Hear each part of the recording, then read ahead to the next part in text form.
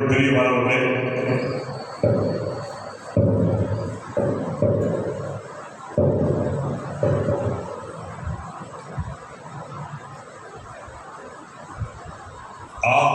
ஆறு மாதங்கள் இந்த வருஷத்துல கடந்து சென்றுவிட்டன. இப்பொழுது 7வது மாதத்துக்குள்ள நாம் பிரவேசித்திருக்கிறோம். இந்த 7வது மாதத்துல இன்றைக்கு நமக்கு கர்த்தர் வாக்குத்தத்த செய்தியை கொடுக்கிறார். அந்த வாக்குத்தத்த செய்திக்கான வசனம் 2 சாமுவேலின் புஸ்தகம் 5ஆம் அதிகாரம்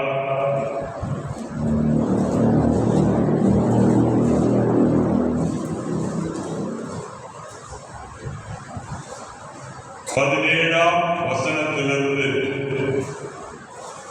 20ஆம் வசனம் வரைக்கும் அடங்கி இருக்கிறோம். நம்ம எல்லாரும் சேர்ந்து வாசிக்க இருக்கிறோம். எல்லாரும் சேர்ந்து இந்த வசனங்களை வாசிப்போம்.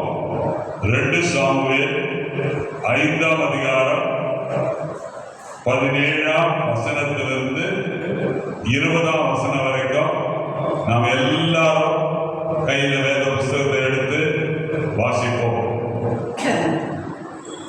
தாவீதை இஸ்ரவேலின் மேல் ராஜாவாக அபிஷேகம் பண்ணினார்கள் என்று பெலிஸ்தர் கேள்விப்பட்ட போது அவர்கள் எல்லாரும் தாவீதை தேடும்படி வந்தார்கள். அதை தாவீது கேட்டபோது ஒரு அரணிப்பான இடத்துக்கு போனார். பெலிஸ்தரோ வந்து ரெப்பாயின் பள்ளத்தாக்கில பரவி இருந்தார்கள். பெலிஸ்தருக்கு விரோதமாய் போகலாமா? அவர்களை என் கையில் ஒப்பு கொடுப்பீரா என்று தாவீது கர்த்தரிடத்தில் விசாரித்த போது, கர்த்தர், போ, பெலிஸ்தரை உன் கையில் நிச்சயமாய் ஒப்பு கொடுப்பேன் என்று தாவீதுக்கு சொன்னார். தாவீது பாகால் பிராசீமுக்கு வந்து அங்கே அவர்களை முறியடித்து தண்ணீர்கள் உடைத்து ஓடுகிறது போல கர்த்தர் என் சத்துருக்களை எனக்கு முன்பாக உடைத்து ஓடப்படினார் என்று சொல்லி அது நிமித்தம் அந்த ஸ்தலத்திற்கு பாகால் பிராசி என்று பெயரிட்டார். அவன் அங்கே பெலிஸ்தர்கள் தங்கள் விக்கிரகங்களை விட்டு ஓடி போனார்கள். அவைகளை தாவீதும் அவன் மனுஷரும் சுட்டெரித்தார்கள். உட்காருங்கள்.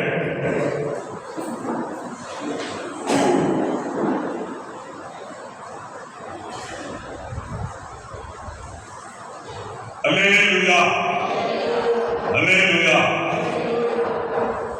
கர்த்தர் நல்லவர். ஆமென். தேவனுடைய அளவற்ற கிருபையினால ரேடியல் திருச்சபையைச் சேர்ந்த நாம் 6 மாதங்களை கடந்து 7வது மாதத்துக்குள்ளே நாம் காலடியை எடுத்து வைத்திருக்கிறோம். எப்பொழுதுமே நம்முடைய உள்ளத்துல ஒரு வாஞ்சை இருக்கிறது. இந்த புதிய மாதத்துல முதல் ஞாயிற்றுக்கிழமை எனக்கு கர்த்தர் என்ன வாக்குறுதியை கொடுக்க போகிறார், என்ன தேவ வசனம் எனக்கு கிடைக்க போகிறது, என்ன கிருபையுள்ள வார்த்தையை கர்த்தர் என்னிடத்துல பேசுவார் என்கிற எதிர்பார்ப்பு நம்முடைய உள்ளத்துல பொங்கி எழுப்புகிறது. இந்த வேளையில ஒரு வசனத்தை யாராவது வந்து வாசியுங்கள். 2 சாமுவேல் 5ஆம் அதிகாரம் 20ஆம் வசனம்.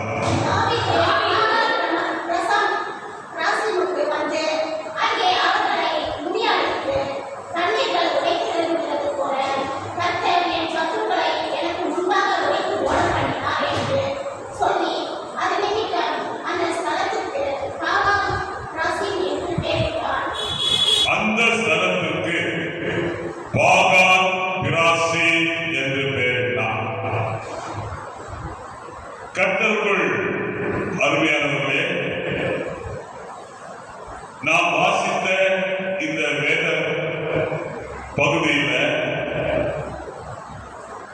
தாவீது இஸ்ரவேலின் ராஜாவாக, சமஸ்த இஸ்ரவேலின் ராஜாவாக அபிஷேகம் பண்ணப்படுகிறார். இதை பெலிஸ்தர்கள் கேள்விப்பட்டார்கள். அவர்கள் எல்லாரும் தாவீதை தேடும்படி வந்தார்கள். தேடும்படி என்று சொன்னால் இந்த தேடுதல் நட்புக்கு ஏதுவான தேடுதல் அல்ல, அன்புக்கு ஏதுவான தேடுதல் அல்ல.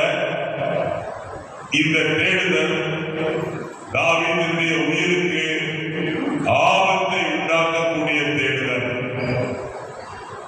அந்த தேடுதலின் வேளையில தாவீது ஒரு அரணிப்பான இடத்துக்கு போனான் என்று வசனத்தில் நாம் வாசிக்கிறோம். ஆனால் பெலிஸ்தர்கள் தாவீதை விட்டு வைக்க மனமில்லை. ஆகவே பெலிஸ்தர்கள் என்னப்படுகிறார்கள்னா ரெப்பாயீம் பள்ளத்தாக்கில் பரவி வந்தார்கள்.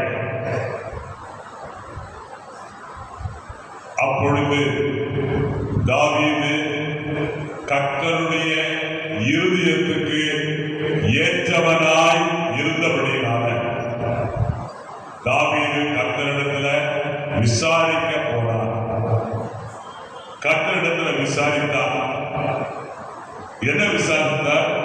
பெலிஸ்தருக்கு விரோதமாக போகலாமா, அவர்களை என் கையில் ஒப்பு கொடுப்பீரா என்று தாவீது கர்த்தரிடத்துல விசாரித்த போது கர்த்தர் போ என்று சொன்னார். தாவீது என்ன செய்கிறார்? அரணிப்பான இடத்திலிருந்து பாகால் பிராசை என்கிற இடத்துக்கு வருகிறார். அந்த இடத்துல கர்த்தர் தாவீதுடைய வாழ்க்கையில ஒரு திருப்பு முனையை கர்த்தர் கட்டளையிடுகிறார். அல்லேலூயா, அல்லேலூயா.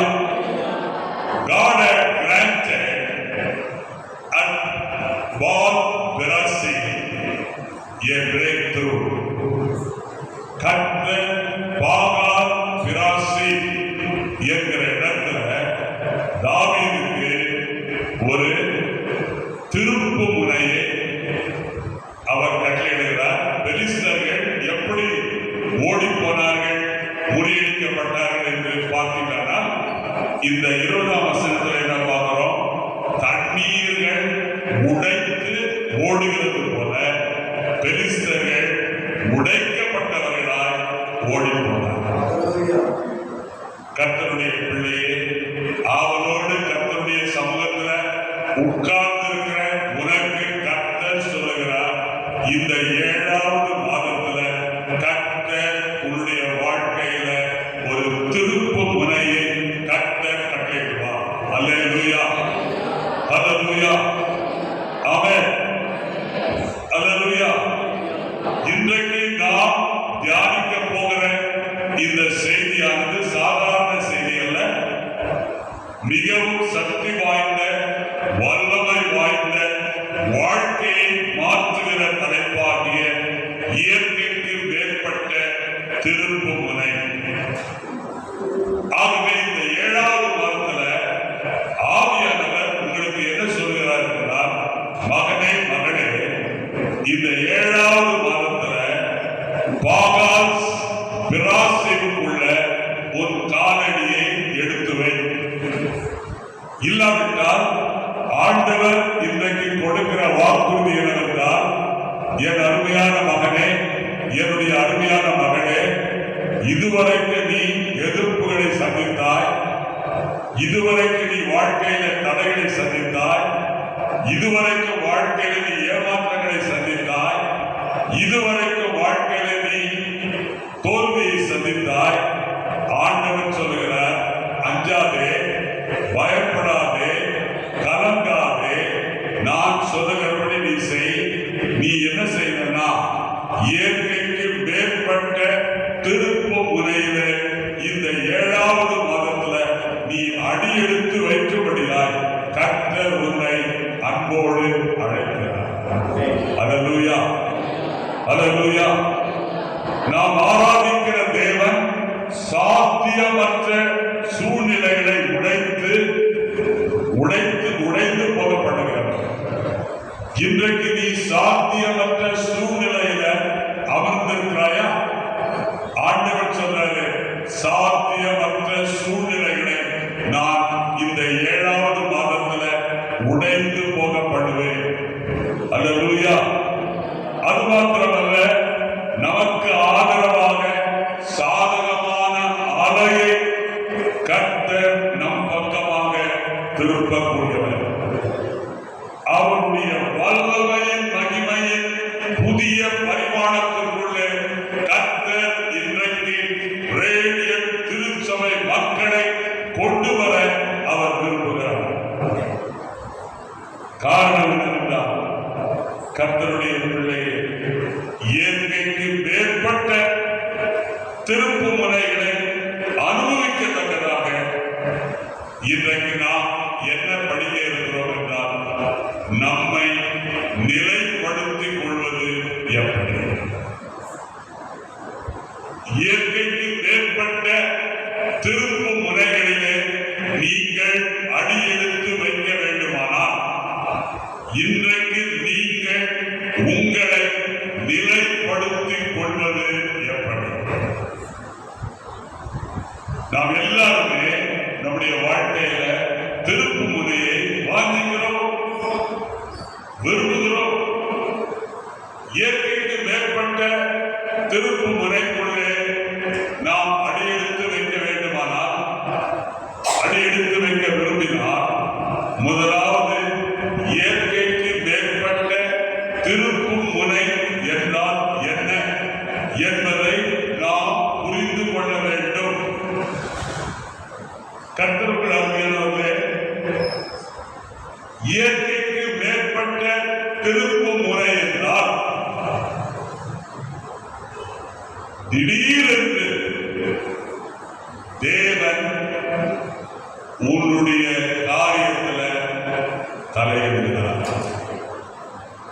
திடீரென்று தேவாதி தேவன் உன்னுடைய காரியத்தில் தலையிடுகிறார். எதற்காக உன்னுடைய காரியத்தில் தலையிடுகிறார்? தடைகளை, தடங்கல்களை நீக்கிவிட. அது மாத்திரமல்ல, திருப்பு முனையிலே இந்த 7வது மாதத்துல உன்னை கர்த்தர் காலடி எடுத்து வைக்க செய்வது எதற்காக? நீ ஒரு பழைய நிலைமையிலிருந்து ஒரு புதிய நிலைக்கு முன்னேற வேண்டும். இந்த திருப்பு முனை உன்னுடைய வாழ்க்கையில உன்னை முன்னுக்கு தள்ளும். அல்லேலூயா, அல்லேலூயா. ஆசீர்வாதத்துக்குள்ளே உன்னை முன்னுக்கு தள்ளும். உன்னுடைய சூழ்நிலையில தேவன் தாமே அடியெடுத்து வைக்கிறார். அவரால் என்ன உனக்கு செய்ய முடியுமோ அதையெல்லாம் இந்த திருப்பு முனையில உனக்கு செய்து முடிக்கிற தேவனாய் இருக்கிறார். சங்கீதம் 138:8 வாசிக்கிறோம், கர்த்தர் எனக்காக யாவையும் செய்து முடிப்பார். அல்லேலூயா, அல்லேலூயா. ஆகவே கர்த்தருக்குள் அருமையானவர்களே, இன்றைக்கு இந்த 7வது மாதத்துல உனக்கு முன்பாக ஒரு வழியுமே இல்லாதது போல தோன்றினாலும் அங்கே ஒரு வழியை கர்த்தர் உண்டு பண்ணுகிறார். உனக்கு முன்பாக ஒரு வழியே இல்லாதது போல் தோன்றினாலும் தேவாதி தேவன் உன்னுடைய காரியத்தில் தலையீடு செய்வதனால, உன்னுடைய காரியத்தில் ஈடுபடுவதனால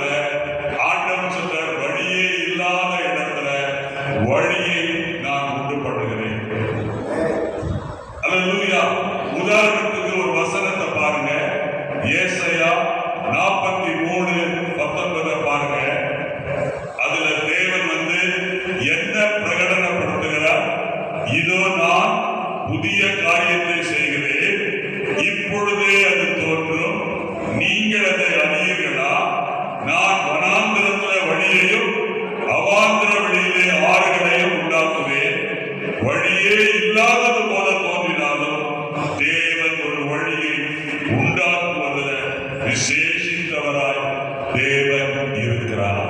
அல்லேலூயா, அல்லேலூயா. உன்னுடைய வாழ்க்கையில நீ எதிர்பார்க்காத நேரத்துல கர்த்தர் உன் வாழ்க்கையில ஒரு திருப்பு முனையை அனுப்புகிறார். மனிதர்களாகிய நாம் கிரகிக்க கூடாத விதத்துல நம்முடைய கிரகிப்புக்கு அப்பாற்பட்ட விதத்துல திருப்பு முனையை கர்த்தர் நம்முடைய வாழ்க்கையில கொண்டு வருவதற்கு இந்த 7வது மாதத்துல ஆயத்தமாயிருக்கிறார். அல்லேலூயா, அல்லேலூயா, ஆமென். கர்த்தருக்குள் அருமையானவர்களே, பரிசுத்த வேதாகமத்துல இயற்கைக்கு மேற்பட்ட திருப்பு முனைகளுக்கான எடுத்துக்காட்டுகளை நாம் பார்க்கிறோம். 2 சாமுவேல் புஸ்தகம் 5ஆம் அதிகாரம் 20ஆம் வசனத்தை நீங்கள் வாசிக்கும் பொழுது நாம் என்ன பார்க்கிறோம்? ஒரு நெருக்கடியான யுத்தத்தை பெலிஸ்தரிடமிருந்து தாவீது எதிர்பார்க்கிறார். ஆனால் பரிசுத்த வேதாகமம் என்ன கூறுகிறது? தாவீது பாகால் பிராசீமுக்கு சென்று அங்கே அவர்களை முறியடித்தார்.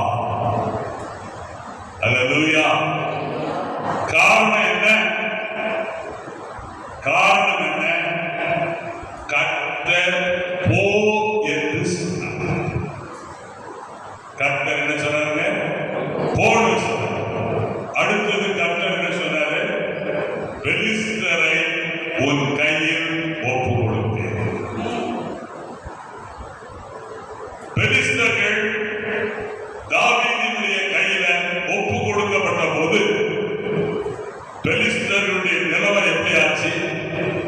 தண்ணீர்கள் உழைத்து ஓடுகிறது போல பெலிஸ்தர்கள் முறியடிக்கப்பட்டார்கள்.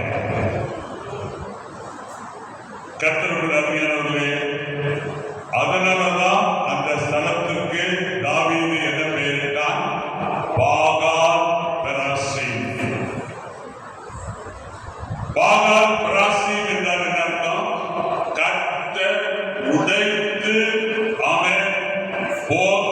கர்த்தர் உடைத்து போக பண்ணுகிறார். இப்படிப்பட்ட திருப்பு முனை தாவீதுடைய வாழ்க்கையில எப்படி நிகழ்ந்தது? அதற்கு 2 காரணம்.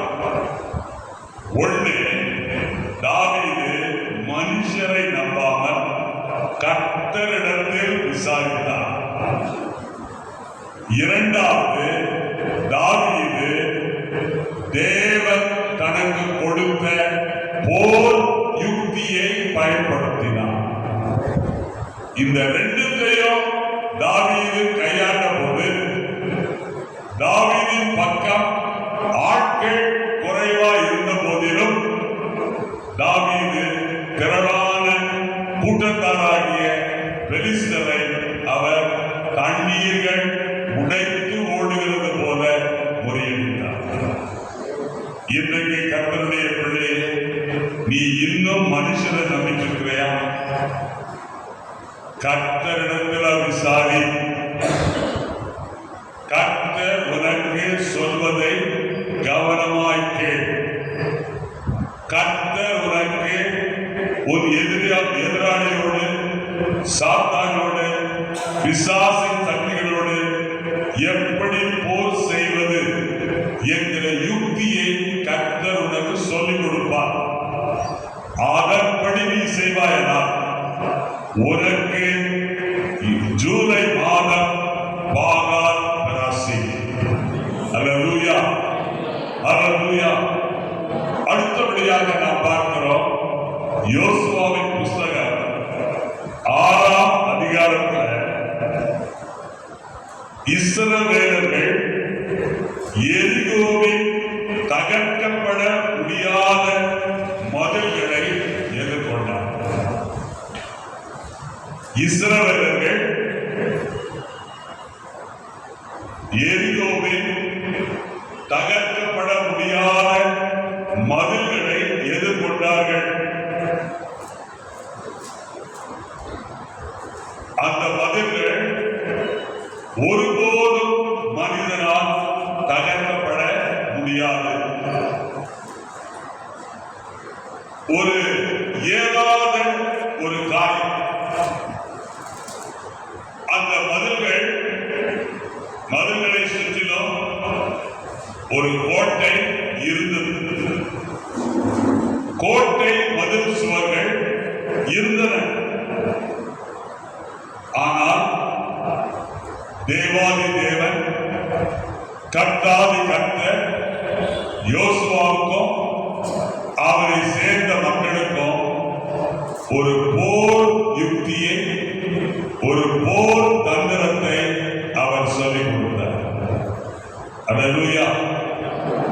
நீங்க வசனம் 6ஆம் அதிகாரம் யோசுவா 6:10 வாசித்து பாருங்க.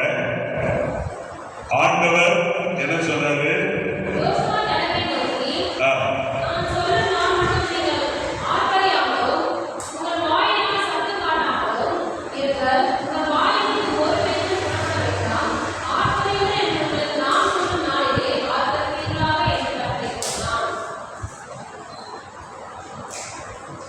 மூணு காரியங்களை சொன்னாரு. என்ன காரியத்தை சொன்னாரு? முதல்ல என்ன சொன்னாரு? ஆர்ப்பரிக்காதீங்க. ஃபர்ஸ்ட் என்ன சொன்னாருங்க? ஆர்ப்பரிக்க வேண்டாம். அடுத்தது என்ன சொன்னாரு? வாயினால் சத்தம் காட்டாமலும் இருங்கள். மூணாவது என்ன சொன்னாரு? வாயிலிருந்து ஒரு பேச்சும் புறப்பட வேண்டாம். மூணுமே எங்கிருந்து வருதுங்க? வாயிலிருந்து வருது. ஏன் அப்படி சொன்னாரு? ஏன் அப்படி சொன்னாரு? ஆண்டவர் என்ன சொன்னார்னா, கர்த்தர் உங்க வாழ்க்கையில திருப்பு முறையை கட்டளையிடுவதற்கு முன்பாக எல்லா கனமும், எல்லா மகிமையும், எல்லா புகழ்ச்சியும், எல்லா கீர்த்தியும் கர்த்தருக்கே உரியது. அல்லேலூயா, அல்லேலூயா. ஏன்னா இந்த ஜனங்க வாயாடி ஜனங்களா இருந்தாங்க. இந்த ஜனங்க எப்படி இருந்தாங்க? விட்டா என்ன பண்ணுவாங்கன்னா, கோட்டையை பார்த்துட்டு, மதில் சுவரை பார்த்துட்டு, ஐயோ இவ்வளவு பெரிய மதில் சுவரா இருக்குது, நம்ம என்ன செய்ய போறோம், இதெல்லாம் சொல்லியிருக்காங்க. ஆனா கர்த்தர் என்ன சொன்னாரு? நீங்க ஆர்ப்பரிக்க கூடாது. ரெண்டாவது என்ன செய்யக்கூடாதுங்க? சத்தம் போடக்கூடாது. மூணாவது என்ன செய்யக்கூடாது? பேச்ச பேசக்கூடாது. அவன் இப்படி என்ன செய்யணும்? 6 நாள் ஒரு முறை அலங்கத்தை சுற்றி ஆர்ப்பரிக்காம, சத்தம் போடாம, பேசாம ஒரு முறை சுத்தி வரும். ஒருவர் என்ன பண்ணாங்க? சுத்தி வரணும். கையில 7 எக்காலங்களை வச்சிருக்கணும். ஆசாரியர்கள் அதை வச்சிருக்கணும். ஆனா சத்தம் போடக்கூடாது, பேச்ச பேசக்கூடாது, ஆர்ப்பரிக்க கூடாது. 7வது நாள் என்ன செய்ய சொன்னாரு? 7வது நாள் முதல்ல என்ன சொன்னாரு? 6 முறை ஆர்ப்பரிக்காம, சத்தம் போடாம, பேசாம சுத்தி வாருங்க அப்படின்னு சொல்றாங்க. அல்லேலூயா, அல்லேலூயா. ஆமென். ஆனா 7வது முறை ஆசாரியர்கள் என்ன பண்ணாங்க?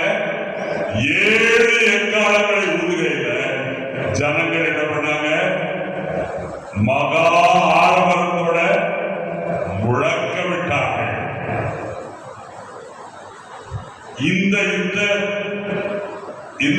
யுத்த யுக்தியை தான் யோசுவாவுக்கும் ஜனங்களுக்கும் கர்த்தர் கற்பித்தார். வாசிங்க யோசுவா 6:20 வாசிங்க.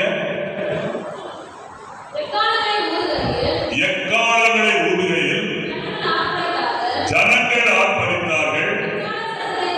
எக்கால சத்தத்தை ஜனங்கள் கேட்டு மகா ஆரவாரத்துடன் முழங்குகையில் அலங்கங்கள் இடிந்து விழுந்தன.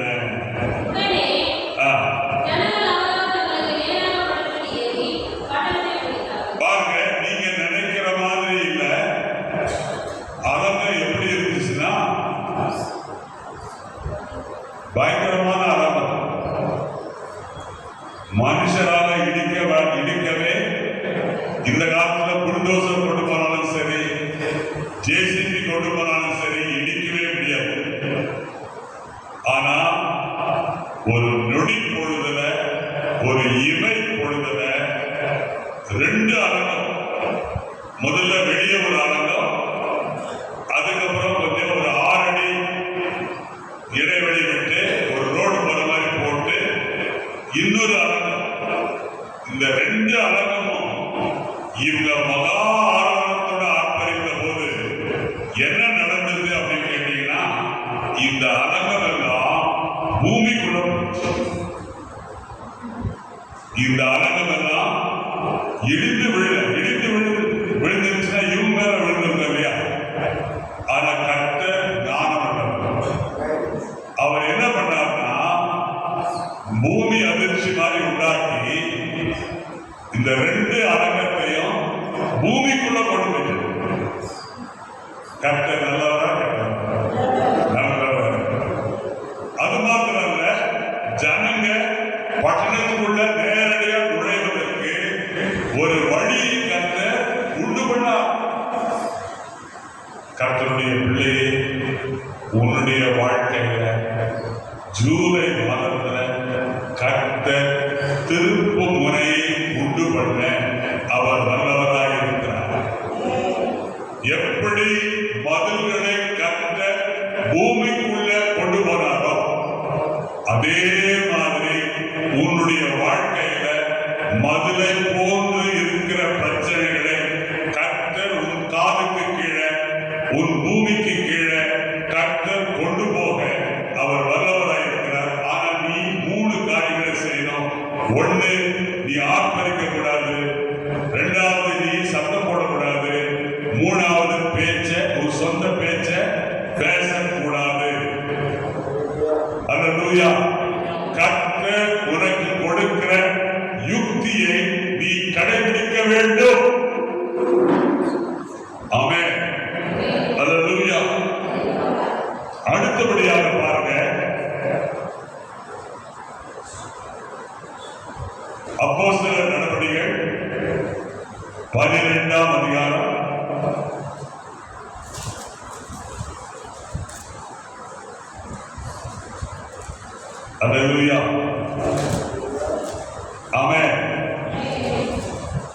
5ஆம் வசனத்தை வாசிங்க.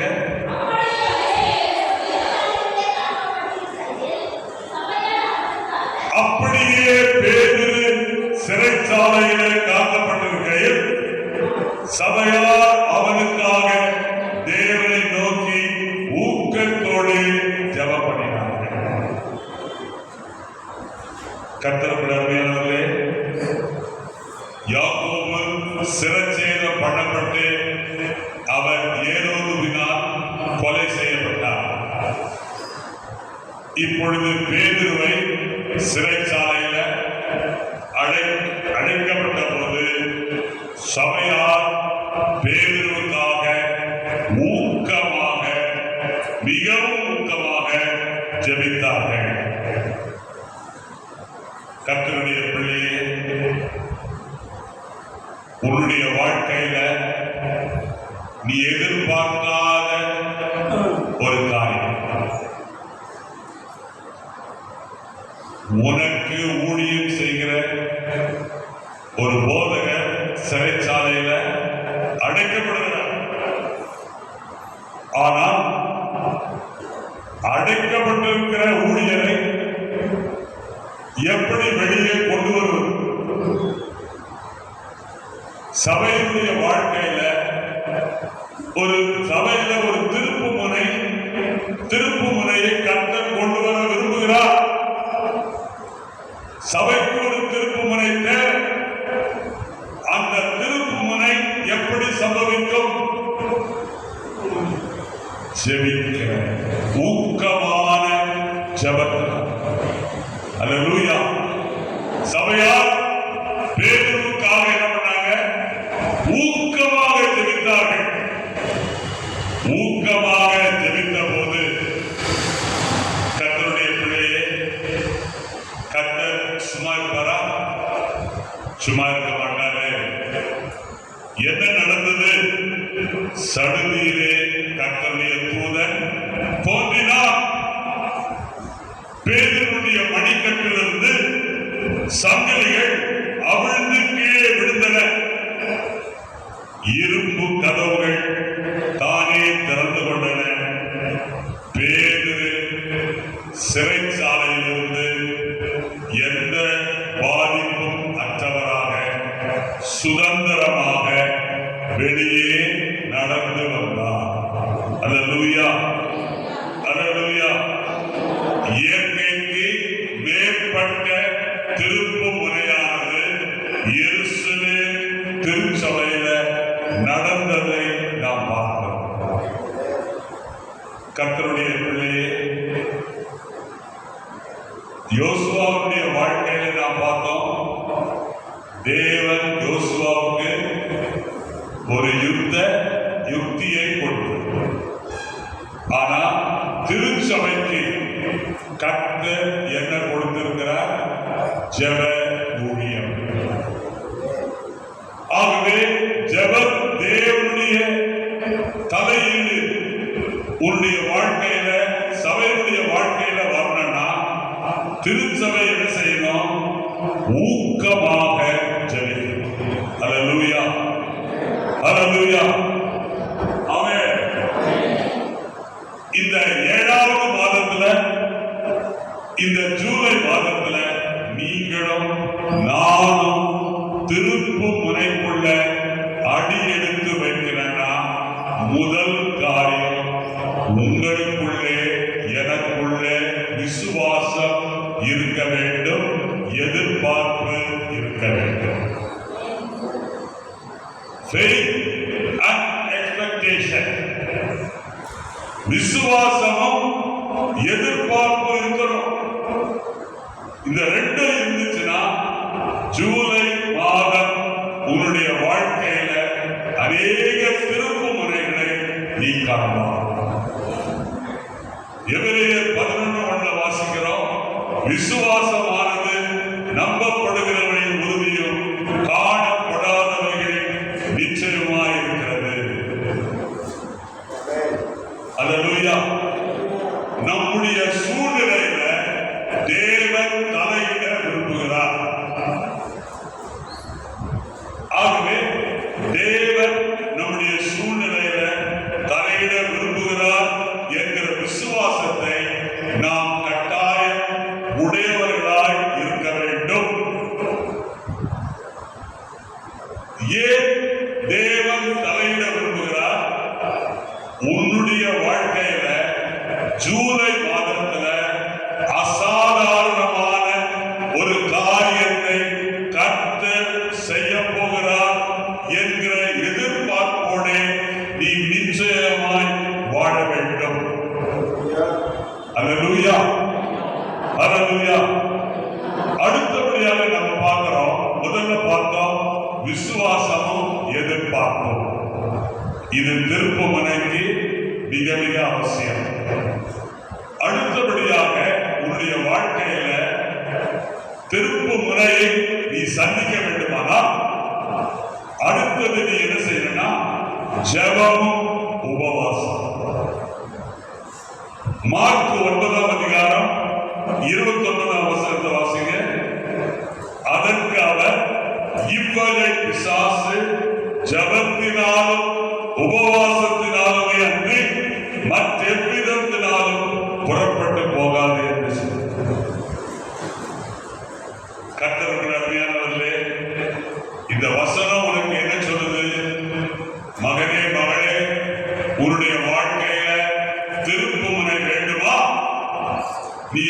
உபவாசம் பண்ணி ஜெபம் பண்ணு. உபவாசம் பண்ணி ஜெபம் பண்ணினா உன் வாழ்க்கையில நிச்சயமாக திருப்புமுனை வரும். ஏன் ஜெபம் அவசியம்? ஜெபம் உன்னை தேவனுடைய வல்லமையோடு இணைத்து விடுகிறது. ஜெபம் உன்னை தேவனுடைய வல்லமையுடன் இணைத்து விடுகிறது. ஆகவே நீ ஜெபம் பண்ணணும். உபவாசம் என்ன செய்யும்? உபவாசம் நம்முடைய ஆவிக்குரிய உணர்வுகளை உயர்த்துகிறது. ஜெபம் எதுக்கு அவசியம்? தேவனுடைய வல்லமையோடு உன்னை இணைத்துவிடும். உபவாசம் எதுக்கு? ஆவிக்குரிய உணர்வுகளை உன்னிலே உயர்த்தக்கூடிய திறமை உபவாசத்துக்கு இருக்கிறது. அது மாத்திரமல்ல, இந்த உபவாசமும் ஜெபமும் என்ன பண்ணா தேவனுடைய சித்தத்தோடு உன்னை என்ன பண்ணும்? வரிசைப்படுத்தி நமக்கு திறனை அளிக்கிறது. உபவாசமும் ஜெபமும் தேவனுடைய சித்தத்தோடு உன்னை வரிசைப்படுத்தி உனக்கு திறன் அளிக்கிறது. அல்லேலூயா, அல்லேலூயா. அடுத்தபடியாக உன்னுடைய வாழ்க்கையில உன்னுடைய வாழ்க்கையில உனக்கு திருப்புமுனை வேணும்னா அடுத்தது நீ என்ன செய்யணும்? தேவனுடைய அறிவுரைகளுக்கு நீ கீழ்ப்படிய வேண்டும். தேவனுடைய அறிவுரைகளுக்கு நீ கீழ்ப்படிய வேண்டும். யோசுவா 1ஆம் அதிகாரம் 8ஆம் வசனத்தை வாசிங்க. யோசுவா 1ஆம் அதிகாரம் 8ஆம் வசனம்.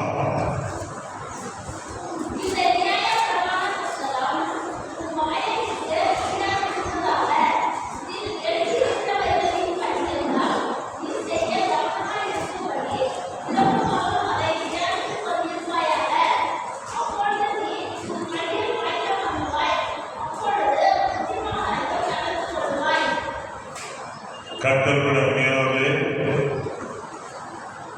எது வாயை விட்டு பிரியாததுன்னா நியாய பிரமாண புஸ்தகம். அது மாத்திரமல்ல, நியாய பிரமாண புஸ்தகம் வாயை விட்டு பிரியாம இருக்கிறது மாத்திரமல்ல, நீ நியாய பிரமாணத்தின்படி செய்ய நீ கவனமா இருக்கும். நியாய பிரமாணத்தின்படி செய்ய நீ கவனமா இருக்கணும். இரவும் பகலும் நீ கற்றுக்கொண்ட, நீ தியானம் பண்ற, நல்லா கவனிக்கிறீங்களா? தூங்கிட்டு இருக்கிறீங்களா? செல்போனை பார்த்துட்டு இருக்கிறீங்களா? ஒழுங்கா கவனிக்க வசனத்தை.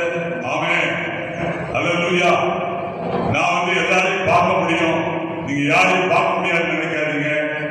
400 பேருக்கு 1000 பேருக்கு சுவிசேஷத்தை சொல்லியிருக்கேன் ஒரே சமயம். ஆகையால எனக்கு கர்த்தர் அந்த திறமையை கொடுத்திருக்கிறார். நீங்க வாழ்க்கையில திருப்புமுனையை காணணும். ஆகவே அவருடைய அறிவுரைகளுக்கு நீங்க என்ன பண்ணணும்? கீழ்ப்படியணும். அப்போ கீழ்ப்படியும் போது என்ன பண்ற? கீழ்ப்படிதலோடு கூட தேவன் உனக்கு உண்டு பண்ணுகிற அந்த திருப்புமுனைக்குள்ளே நீ அடியெடுத்து வைக்கிறாய். இந்த திருப்புமுனை ஒருமுறை மாத்திரமல்ல, ஜூலை மாதத்துல அடிக்கடி உன்னுடைய வாழ்க்கையில திருப்புமுனைகள் கட்டாயம் வரும். அல்லேலூயா, ஆமென். சரி, இப்ப அடுத்தது வாசிங்க. கலாத்தியர் 6:9 வாசிங்க. கலாத்தியர் 6:9.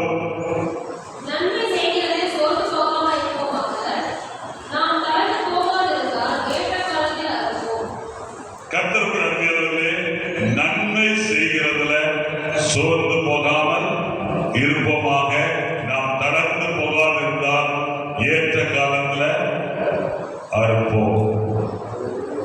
அல்லேலூயா, அல்லேலூயா. கர்த்தருடைய பிள்ளையே, நன்மை செய். நல்லா கவனிங்க, நன்மை செய். சோர்ந்து போகாமல் தளர்ந்து போகாமல் இரு.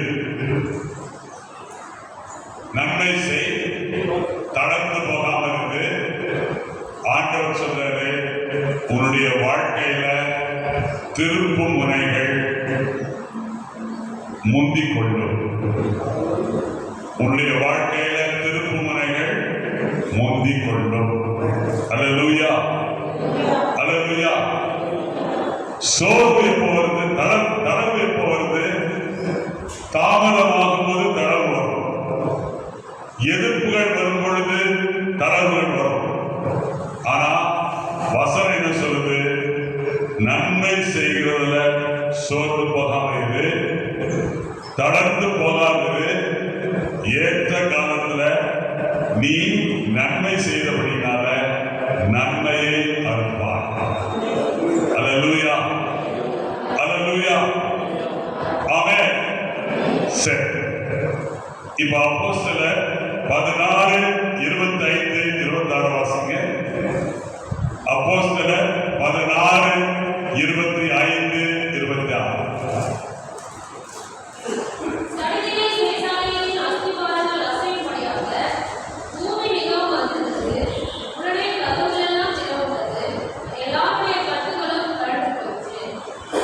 கர்த்தருக்குள் அருமையானவர்களே, பவுலும் சீலாவும் சிறையில அடைக்கப்பட்டத இந்த வசனம் விவரிக்கிறது.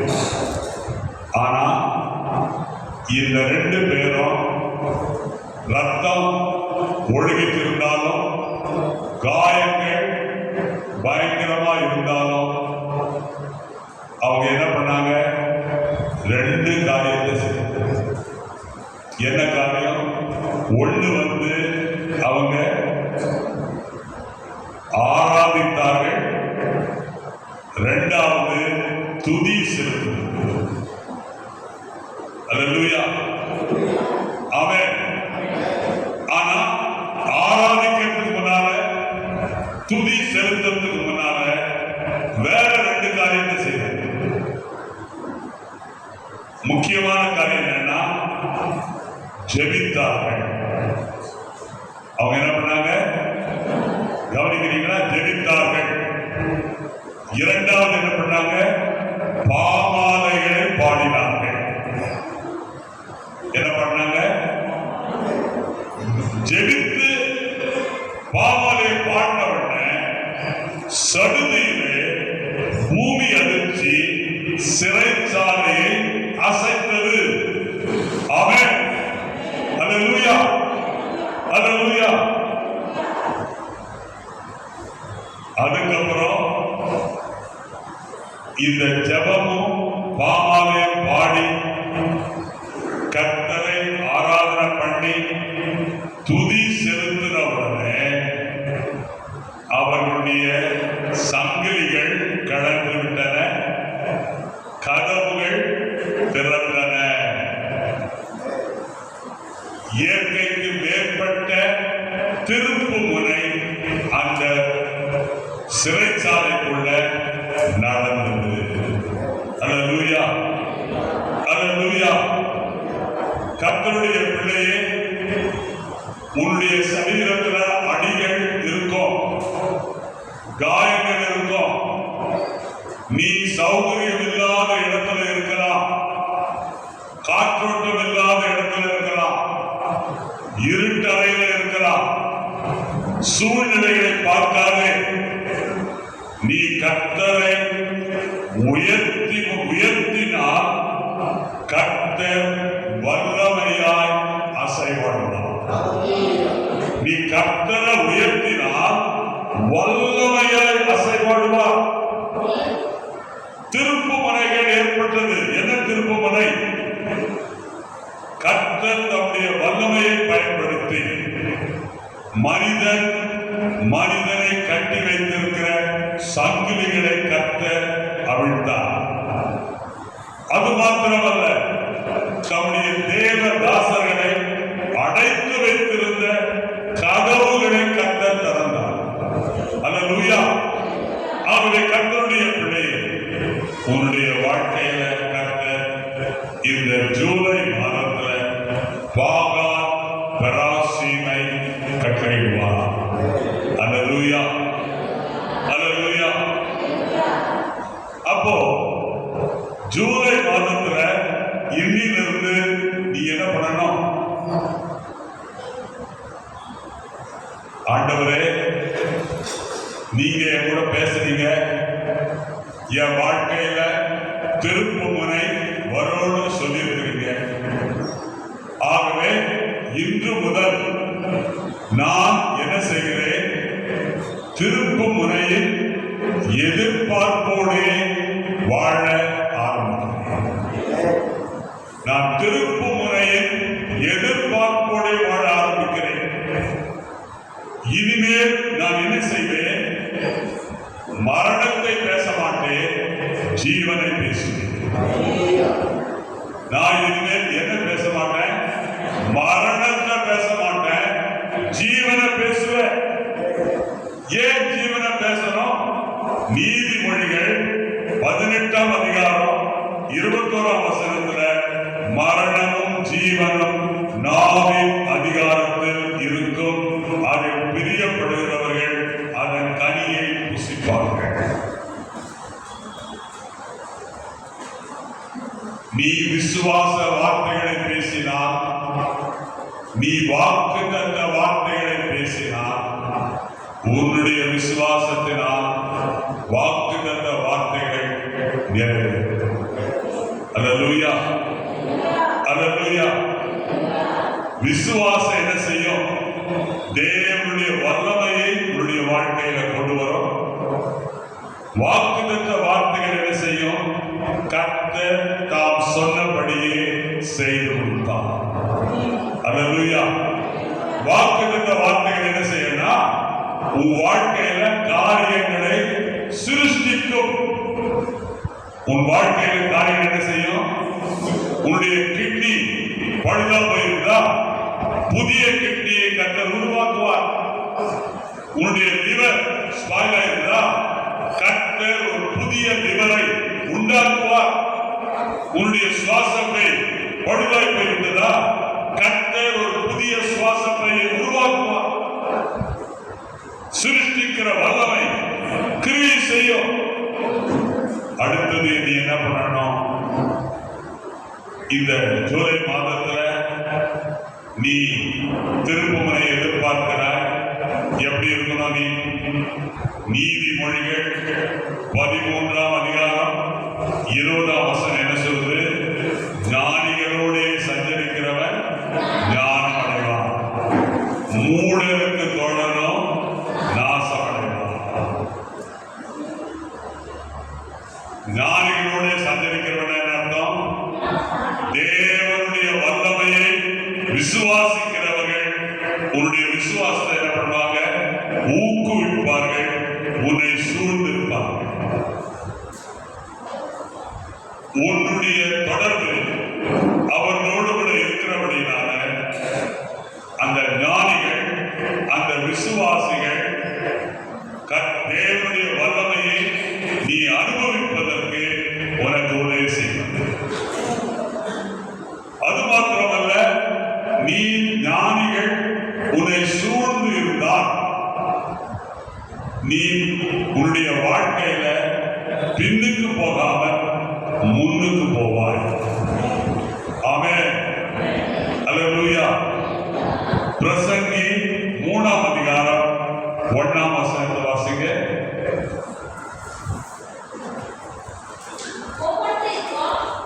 ஒவ்வொன்றுக்கும் ஒவ்வொரு காலம் உண்டு, வானத்தின் கீழ் இருக்கிற ஒவ்வொரு காரியத்துக்கும் ஒவ்வொரு சமயம் உண்டு. ஏன் இந்த வசனத்தை வாசித்தனா?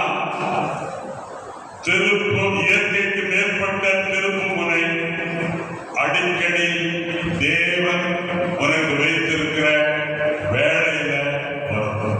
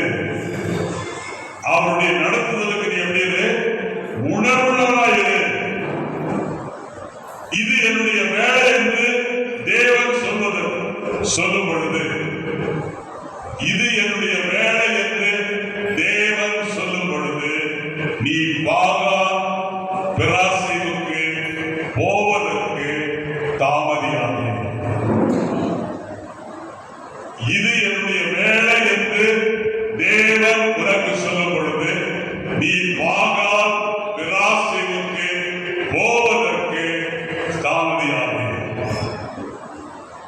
கர்த்தருக்குள் அருமையானவர்களே, பாகால் பிராசீமுக்கு கர்த்தர் கொண்டு வருவது நீ பார்க்கிற தடைகள் தண்ணீரை போல உடைந்து போவதற்காக. கர்த்தருக்குள் அருமையானவர்களே, கீழ்ப்படிவாயானால், விசுவாசிப்பாயானால், ஜெபிப்பாயானால், தேவனுடைய வேலையில நீ செல்வாயானால், நம்முடைய தேவன் உன் வாழ்க்கையில 100க்கு 100 திருப்பு முனையில் தேவனாயிருக்கிறார். அல்லேலூயா, அல்லேலூயா.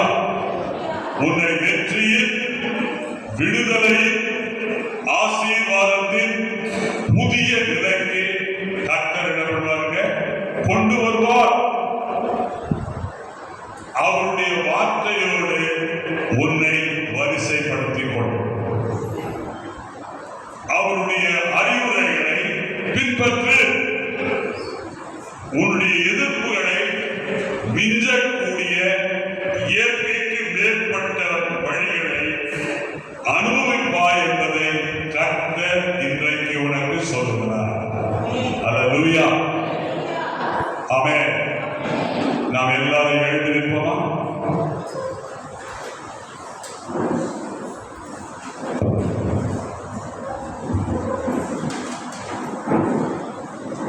எல்லாரும் கையை உயர்த்தி ஆண்டவரை ஸ்தோத்திரிப்போம். கர்த்தர் கொடுத்த வார்த்தைக்காக. ஆமென். அல்லேலூயா, அல்லேலூயா. தாவீதுடைய வாழ்க்கையில கர்த்தர் திருப்பு முனையை கட்டளையிட்டது போல உன்னுடைய வாழ்க்கையில கர்த்தர் திருப்பு முனையை கட்டளையிடுவார். தாவீது பாகால் பிராசீமுக்கு வந்து அங்கே அவர்களை முறியடித்து தண்ணீர்கள் உடைத்து ஓடுகிறது போல கர்த்தர் என் சத்துருக்களை எனக்கு முன்பாக உடைத்து ஓடப்படினார் என்று சொல்லி அது நிமித்தம் அந்த ஸ்தலத்துக்கு பாகால் பிராசி என்று பெயரிட்டார். கர்த்தருடைய பிள்ளை, ஆமென். எல்லாரும் கண்ண கொடுங்க. ஜீவனுள்ள தேவனே, சொல்லுங்க, ஜீவனுள்ள தேவனே, வாக்கு மாறாத கர்த்தரே, என்னுடைய வாழ்க்கையில பாகால் பிராசீமை நீர் கட்டளையிடுகிறார். நான் விசுவாசத்துடன் கீழ்ப்படிதலுடன் தகப்பனே நான் காத்திருக்கிறேன். நிச்சயமாக உம்முடைய வேலையில அநேக திருப்பு முனைகளை என் வாழ்க்கையில நீர் காண செய்வீர். உமக்கு நன்றி செலுத்துகிறேன். இயேசுவின் நாமத்தில் தாழ்மையோடு ஜெபிக்கிறேன் நல்ல பிதாவே, ஆமென். இப்பொழுது நான் நம்முடைய பாடல் புஸ்தகத்தில்